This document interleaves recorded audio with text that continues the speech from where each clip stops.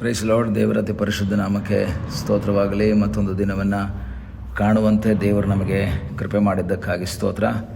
ಆತನು ಮಾಡಿದ ಎಲ್ಲ ಉಪಕಾರಗಳಿಗಾಗಿ, ಆಶೀರ್ವಾದಗಳಿಗಾಗಿ ದೇವರಿಗೆ ಸ್ತೋತ್ರವನ್ನು, ಮಹಿಮೆಯನ್ನು ಸಲ್ಲಿಸ್ತೇನೆ. ಇಂದಿನ ವೇದ ಅಧ್ಯಯನಕ್ಕಾಗಿ ಒಂದು ವಾಕ್ಯವನ್ನು ಓದಿಕೊಳ್ಳೋಣ. ಯೋಹಾನನು ಬರೆದ ಮೊದಲನೇ ಪತ್ರಿಕೆ 3ನೇ ಅಧ್ಯಾಯ 18ನೇ ವಾಕ್ಯ. ಪ್ರಿಯರಾದ ಮಕ್ಕಳೇ, ನಾವು ಬರೀ ಮಾತಿನಿಂದಾಗಲಿ ಬಾಯುಪಚಾರದಿಂದಾಗಲಿ ಪ್ರೀತಿಸುವವರಾಗಿರಬಾರದು. ನಿಮ್ಮ ಪ್ರೀತಿಯು ಕೃತ್ಯದಲ್ಲಿಯೂ ಸತ್ಯದಲ್ಲಿಯೂ ತೋರಬೇಕು.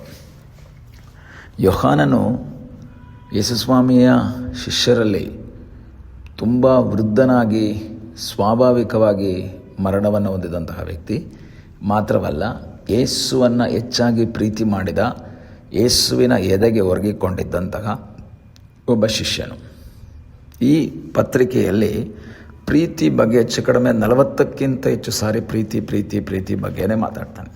ದೇವರ ಪ್ರೀತಿ, ಸಹೋದರರ ಮಧ್ಯೆ ಇರುವಂತಹ ಪ್ರೀತಿ, ಈ ರೀತಿ ಪ್ರೀತಿ ಬಗ್ಗೆ ಬಹಳ ಹೆಚ್ಚಾಗಿ ಬರೆದಂತಹ ಒಬ್ಬ ಅಪೊಸ್ತಲನು. ಅದೇ ರೀತಿಯಲ್ಲಿ ಆತನನ್ನು ಪ್ರೀತಿಯ ಅಪೊಸ್ತಲನು ಎಂಬುದಾಗಿ ಕರೀಬಹುದು. ಇಲ್ಲಿ ತನ್ನ ಜನರಿಗೆ ಆತನು ಹೇಳುವಂತಹ ಒಂದು ಮಾತು, ಪ್ರಿಯರಾದ ಮಕ್ಕಳೇ, ನಾವು ಬರೀ ಮಾತಿನಿಂದಾಗಲಿ ಬಾಯುಪಚಾರದಿಂದಾಗಲಿ ಪ್ರೀತಿಸುವವರಾಗಬಾರ್ದು. ಬರೀ ಮಾತಿಂದ,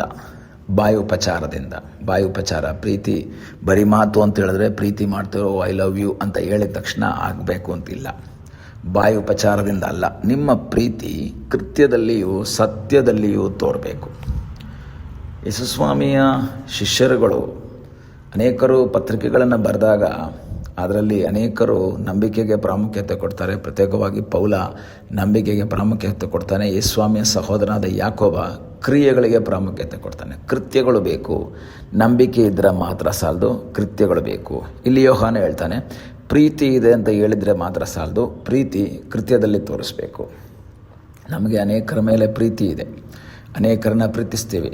ದೇವರ ಮಕ್ಕಳು ಪರಸ್ಪರ ಪ್ರೀತಿಸುವವರಾಗಿರಬೇಕು. ಒಟ್ಟಾಗಿ ಪ್ರೀತಿಯ ಮನೋಭಾವದಲ್ಲಿ ಜೀವಿಸುವಂತಹ ವ್ಯಕ್ತಿಗಳಾಗಬೇಕು. ಆದರೆ ಅದೇ ಸಮಯದಲ್ಲಿ ಆ ಪ್ರೀತಿ ಏನಾಗಬೇಕು? ಕೃತ್ಯದಲ್ಲಿ ತೋರಿಸ್ಬೇಕು. ಹೇಗೆ ಕೃತ್ಯದಲ್ಲಿ ತೋರಿಸೋದು? ಯಾವ ರೀತಿಯಲ್ಲಿ? ಬಾಯುಪಚಾರದಿಂದ ಅಂತ ಹೇಳಿದಾಗ ಸುಮ್ಮನೆ ಏನೋ ಹೇಳಬೇಕಲ್ಲ ಅಂತೇಳಿ ಹೇಳೋದಲ್ಲ, ಪ್ರೀತಿಸಬೇಕಲ್ಲ ಅಂತೇಳಿ ಪ್ರೀತಿಸೋದಲ್ಲ. ನಮ್ಮ ಪ್ರೀತಿ ಕೃತ್ಯದಲ್ಲಿ ತೋರಬೇಕು. ನಮ್ಮ ಪ್ರೀತಿ ಸತ್ಯವಾಗಿರಬೇಕು. ನಾನೊಬ್ಬನನ್ನು ಪ್ರೀತಿಸ್ತಾ ಇದ್ದರೆ, ಆ ಸಹೋದರಿಯನ್ನು, ವಿಶ್ವಾಸಿಯನ್ನು ನಾನು ಪ್ರೀತಿಸಿದ್ರೆ ಅದು ಹೃದಯದ ಅಂತರಾಳದಿಂದ ಆಗಿರಬೇಕು. ಯಾವತ್ತೂ ಸಹ ಹೆಸರಿಗೆ ಮಾತ್ರ ನಾನು ಪ್ರೀತಿಸುವನಾಗಬಾರ್ದು. ಹೆಸರಿಗೆ ಮಾತ್ರ ಪ್ರೀತಿ ಇದೆ ಅಂತ ತೋರಿಸುವಂಥ ವ್ಯಕ್ತಿ ಆಗಬಾರ್ದು ನಾನು. ನನ್ನ ಪ್ರೀತಿ ಏನಾಗಬೇಕು? ಅವನನ್ನು ಪ್ರಾರ್ಥನೆಯ ಮೂಲಕ ಸಪೋರ್ಟ್ ಮಾಡುವಂಥದ್ದಾಗಿರಬೇಕು. ಅವನ ಜೀವಿತದಲ್ಲಿ ಕಷ್ಟವಿದ್ದರೆ ಅವನಿಗೆ ಸಹಾಯ ಮಾಡುವಂಥದ್ದಾಗಿರಬೇಕು. ಅವನ ಜೀವಿತದಲ್ಲಿ ವೇದನೆ ಇದ್ದರೆ ಅದರೊಂದಿಗೆ ನಾನು ನಿಲ್ಲುವಂತಹ ವ್ಯಕ್ತಿ ಆಗಬೇಕು. ನಮ್ಮ ಜೀವಿತದಲ್ಲಿ ದೇವರು ನಮ್ಮಿಂದ ಬಯಸುವಂಥದ್ದೇನು ಅಂದರೆ, ನಾನು ಅವರನ್ನು ಹೆಚ್ಚಾಗಿ ಪ್ರೀತಿ ಮಾಡುವವನಾಗಬೇಕು.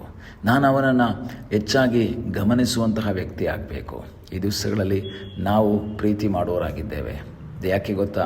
ನಾವು ಯಾಕೆ ಪ್ರೀತಿ ಮಾಡಬೇಕು ಸಹೋದರನನ್ನು? ದೇವರ ವಾಕ್ಯ ಹೇಳ್ತದೆ, ದೇವರು ನಮ್ಮನ್ನು ಪ್ರೀತಿ ಮಾಡಿದ್ರು.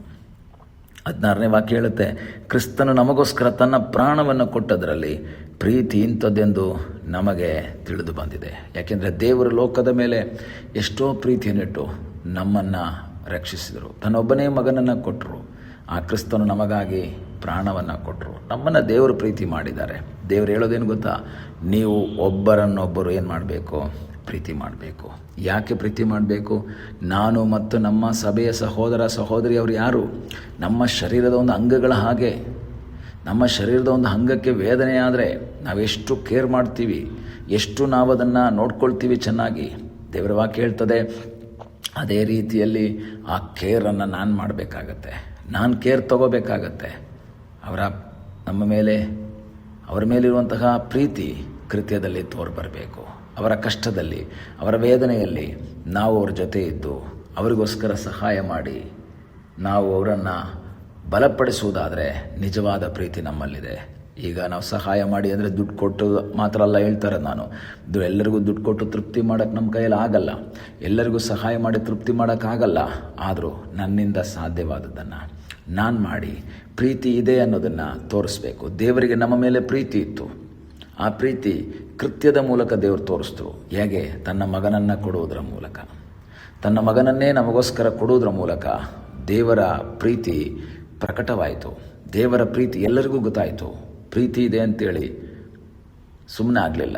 ದೇವರಿಗೆ ನಮ್ಮ ಮೇಲೆ ಪ್ರೀತಿ ಇತ್ತು. ಅಬ್ರಹಾಮನಿಗೆ ದೇವರ ಮೇಲೆ ಪ್ರೀತಿ ಇತ್ತು. ಅಬ್ರಹಾಮ ಹೇಗೆ ತನ್ನ ಪ್ರೀತಿಯನ್ನು, ದೇವರ ಮೇಲಿರುವಂಥ ಪ್ರೀತಿಯನ್ನು ತೋರ್ಪಡಿಸ್ದ? ತನ್ನ ಒಬ್ಬನೇ ಮಗನನ್ನು ಅರ್ಪಿಸುವುದರ ಮೂಲಕ. ನಮ್ಮ ಜೀವಿತದಲ್ಲಿ ನಮ್ಮನ್ನೇ ಸಮರ್ಪಿಸೋಣ, ಕರ್ತನಿಗೋಸ್ಕರ ಒಪ್ಪಿಸಿಕೊಡೋಣ. ಕರ್ತನೆ, ನಾನು ನನ್ನ ಪ್ರೀತಿಯನ್ನು ಕೃತ್ಯದಲ್ಲಿ ತೋರಿಸ್ತೀನಿ. ದೇವರ ಮೇಲೆ ನಮಗೆ ಪ್ರೀತಿ ಇದ್ದರೆ ಅದು ಆರಾಧನೆಯಲ್ಲಿ, ಸ್ತುತಿಯಲ್ಲಿ, ಘನತೆಯಲ್ಲಿ, ಗೌರವದಲ್ಲಿ ನಾವು ತೋರಿಸ್ಕೊಡೋಣ. ಸಹೋದರರ ಮೇಲೆ ನಮಗೆ ಪ್ರೀತಿ ಇದ್ದರೆ ಅದನ್ನು ಅವ್ರಿಗೋಸ್ಕರ ಪ್ರಾರ್ಥನೆ ಮಾಡೋದ್ರ ಮೂಲಕ, ಮಧ್ಯಸ್ಥಿಕೆ ಮಾಡೋದ್ರ ಮೂಲಕ, ಸಹಾಯ ಮಾಡೋದ್ರ ಮೂಲಕ ತೋರಿಸುವಂತೆ ದೇವರು ನಮಗೆ ಸಹಾಯ ಮಾಡಲಿ. ಪ್ರಾರ್ಥಿಸೋಣ. ನಮ್ಮನ್ನು ಬಹಳವಾಗಿ ಪ್ರೀತಿ ಮಾಡುವ ಪರಲೋಕದ ತಂದೆಯಾದ ದೇವರೇ, ಸಮಯಕ್ಕಾಗಿ ಸ್ತೋತ್ರ. ಮತ್ತೊಂದು ದಿವಸ ದೇವರೇ, ನಿನ್ನ ಹಸ್ತಗಳಿಗೆ ನಮ್ಮನ್ನು ಒಪ್ಪಿಸಿಕೊಡ್ತೇವೆ. ಈ ದಿವಸ ದೇವರೇ, ನಾವು ನಿನ್ನನ್ನು ಪ್ರೀತಿಸಿ ನಿನ್ನ ವಾಕ್ಯವನ್ನು ಅನುಸರಿಸಿ ನಿನಗಾಗಿ ಜೀವಿಸುವ ಹಾಗೆ ಕರ್ತನೆ ಸಹಾಯ ಮಾಡು. ಮಾತ್ರವಲ್ಲ, ನಮ್ಮ ಪ್ರೀತಿ ಅದು ಬರೀ ಮಾತಿನಿಂದ ಆಗಬಾರ್ದು, ಬಾಯಿ ಉಪಚಾರದಿಂದ ಆಗಬಾರ್ದು. ಕೃತ್ಯದಲ್ಲೂ ಸತ್ಯದಲ್ಲೂ ತೋರಿಸಿ ಮುಂದೆ ಸಾಗುವಂತೆ ನೀನು ನಮಗೆ ಕೃತ್ಯದ ಮೂಲಕ ಪ್ರೀತಿಯನ್ನು ತೋರಿಸಿದ ಹಾಗೆ ನಾವು ತೋರಿಸುವ ಹಾಗೆ ಕೃಪೆ ಮಾಡು. ಪ್ರಾರ್ಥನೆಯನ್ನು ಕೇಳಿದ್ದಕ್ಕಾಗಿ ಸ್ತೋತ್ರ. ಯೇಸುವಿನ ಮುದ್ದಾದ ಹೆಸರಿನಲ್ಲಿ ಬೇಡಿಕೊಳ್ಳುತ್ತೇವೆ ನಮ್ಮ ಪ್ರೀತಿಯ ತಂದೆಯೇ. ಆಮೇನ್. God bless you.